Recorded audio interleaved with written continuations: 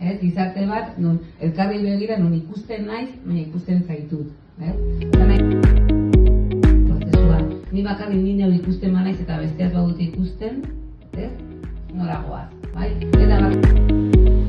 Integrazio, eta gaitasun horiek integratzeko helduen presentzia edo bide laguntasun hori, akonpainamiento hori, nolako uste duen guk izan behar dula, eta nola uste duen ez dala izaten nahi.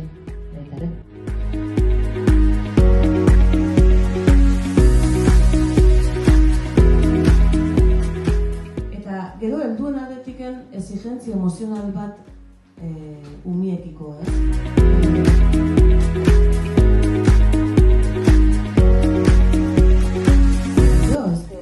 eta danok asko bildurra, danok eukitugu bildurrek, eta danok izan geha gai gehiago edo gutxillo lehenuo o beranduo presentzio batekin gainditzen juteko.